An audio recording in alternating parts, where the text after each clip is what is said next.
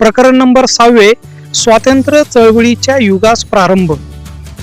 या पाठाखाली जो स्वाध्याय आलेला आहे त्या स्वाध्यायाची उत्तरे आपण आजच्या व्हिडिओमध्ये पाहणार आहोत.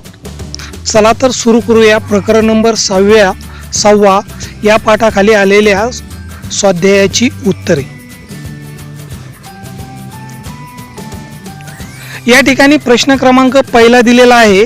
दिलेल्या पर्यायांपैकी योग्य पर्याय निवडून विधाने पुन्हा लिहा.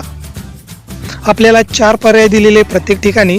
तर या ठिकाणचा प्रश्न आहे, भारत सेवक समाजाची स्थापना टिंबटिंब यांनी केली. तर या प्रश्नाचे उत्तर आहे गोपाळ कृष्ण गोखले. भारत सेवक समाजाची स्थापना गोपाळ कृष्ण गोखले यांनी केली.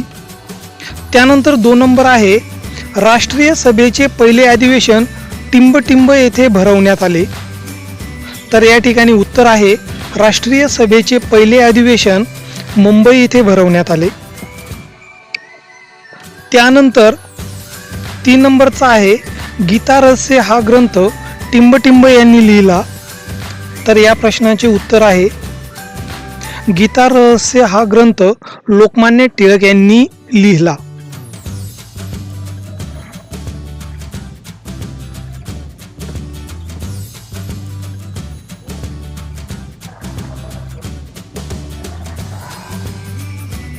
प्रश्न क्रमांक पहिल्यामधलाच ब आहे, नावे लिहा.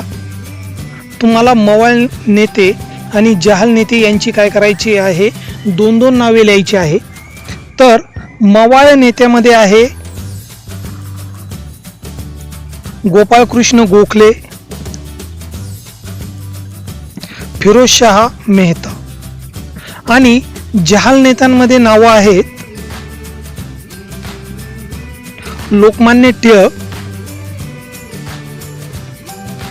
लाला लजपत राय.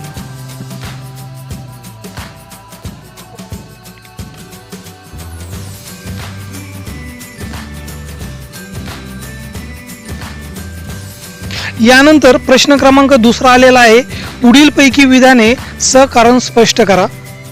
आपल्याला कारण लिहायची आहे. स्वातंत्र्य लढ्यात भारतीयांची अस्मिता जागृत झाली.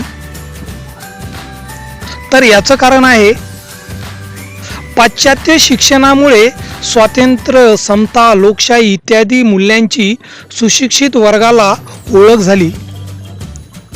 आशियाटिक सोसायटीच्या स्थापनेमुळे अनेक भारतीयांनी आणि पाश्चिमात्यांनी भारतीय संस्कृतीचा अभ्यास सुरू केला. संस्कृत, फारसी आणि भारतीय भाषांतील हस्तलिखितांचा त्यांनी अभ्यास केला. प्राचीन भारतीय संस्कृतीच्या सखोल अभ्यासानंतर आपल्याला प्राचीन समृद्ध वारसा लाभलेला आहे याची या अभ्यासकांना जाणीव झाली व त्यातूनच स्वातंत्र्य लढ्यात भारतीयांची अस्मिता जागृत झाली.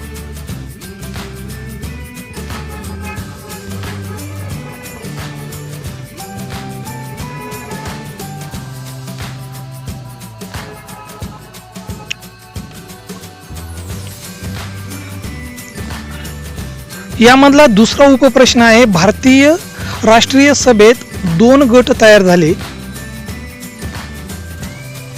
तर याचं कारण आहे, राष्ट्रीय सभेच्या स्थापनेनंतर पहिल्या दशकात तिचे कार्य संथ गतीने चालू होते.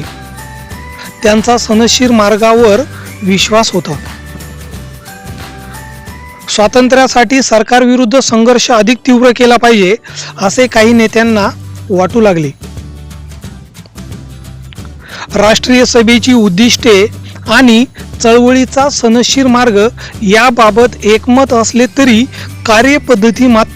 कार्यपद्धतीबाबत मात्र मतभेद होऊ लागले. शांततेचा, सनदशीर मार्गाचा पुरस्कार करणारे ते मवाळवादी आणि तीव्र संघर्षाचा आग्रह धरणारे ते जहालवादी असे 2 गट राष्ट्रीय सभेत निर्माण झाले.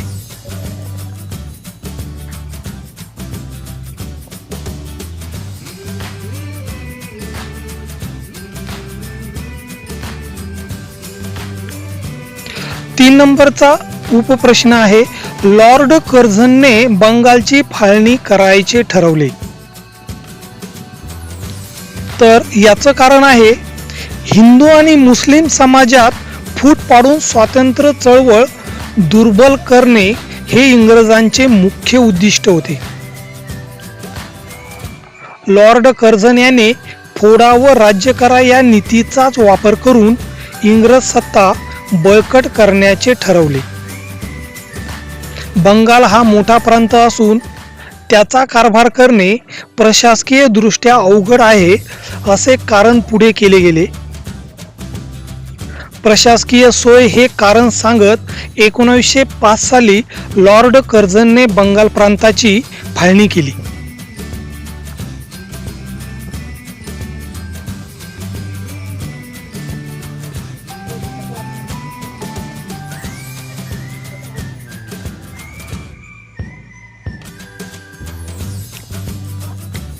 प्रश्न क्रमांक 3 आहे, टिपालेया.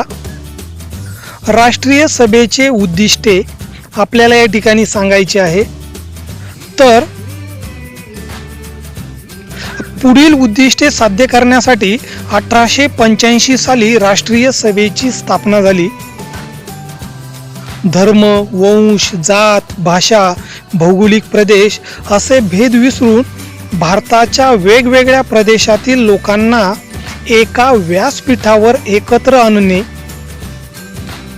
या सर्वांमध्ये परस्परांच्या समस्या जाणून घेऊन विचार विमर्श करणे, लोकांमध्ये ऐक्य भावना वाढीस लावणे, राष्ट्राच्या उन्नतीसाठी प्रयत्न करणे हे राष्ट्रीय सभेचे उद्दिष्ट होते.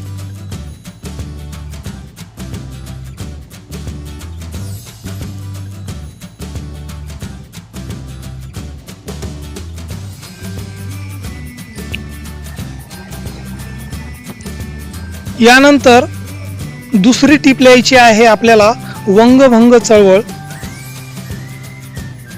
तर याचं उत्तर आहे, लॉर्ड कर्झन यांनी हिंदू मुस्लिम यांच्यात फूट पाडण्याच्या उद्देशाने 1905 साली बंगाल प्रांताची फाळणी केल्याने सरकार विरोधात भारतभर असंतोष निर्माण होऊन वंगभंग विरोधी चळवळ सुरू झाली.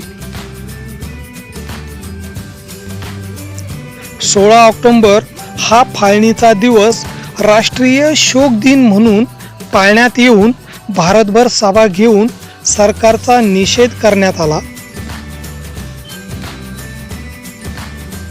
वंदे मातरम हे गीत सर्वत्र गायले जाऊ लागले. ऐक्याचे प्रतीक म्हणून रक्षाबंधनाचा कार्यक्रम घेण्यात आला. सरकारी शाळा महाविद्यालये यांच्यावर बहिष्कार टाकला गेला. चतुर्सूत्री कार्यक्रमावर आधारित सुरू झालेली ही चळवळ राष्ट्रीय चळवळ बनली. अखेरीस 1911 साली ब्रिटिशांनी बंगालची फाळणी रद्द केली.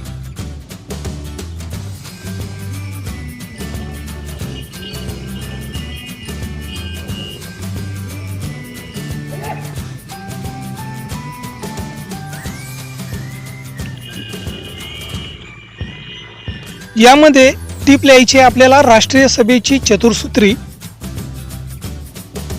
1906 साली झालेल्या राष्ट्रीय सभेच्या अधिवेशनात चतुर्सूत्री कार्यक्रमाचा स्वीकार केला गेला.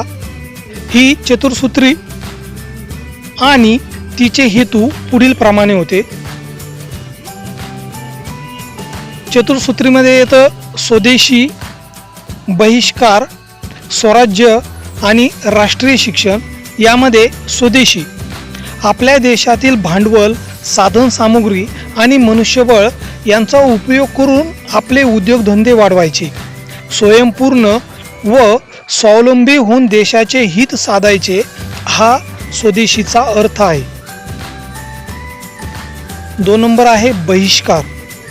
परदेशी वस्तू व मालावर बहिष्कार टाकणे, ज्यामुळे ब्रिटिश साम्राज्याच्या मुळावर घाव घातला जाईल. 3 नंबर आहे स्वराज्य. देशाला स्वातंत्र्य मिळवून देणे हे अंतिम उद्दिष्ट असेल. आणि 4 नंबर आहे राष्ट्रीय शिक्षण. ज्या शिक्षणातून जनतेत राष्ट्राभिमान निर्माण होईल असे शिक्षण घ्यायचे, त्यासाठी भारतीयांनी राष्ट्रीय शाळांची स्थापना करायची. वंगभंग चळवळ दरम्यान हा चतुर्सूत्री कार्यक्रम भारतभर राबवला गेला.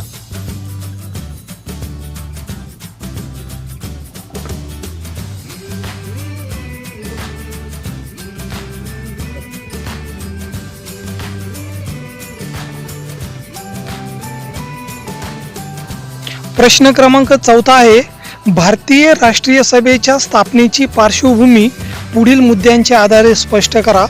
मी प्रत्येक मुद्द्याचे स्पष्टीकरण उत्तरामध्ये दिलेले आहे. मी प्रत्येक मुद्दा स्पष्ट करण्याऐवजी तुम्ही काय करायचं आहे, त्याचा स्क्रीनशॉट घ्यायचा आहे आणि मग नंतर ते उत्तर त्याचं लिहून घ्यायचं आहे.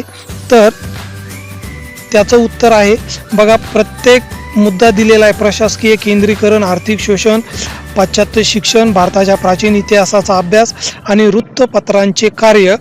तर ते या पद्धतीने आहे. तर याचा तुम्ही स्क्रीनशॉट घ्यायचा आहे आणि मग नंतर याचं वाचन करायचं आहे.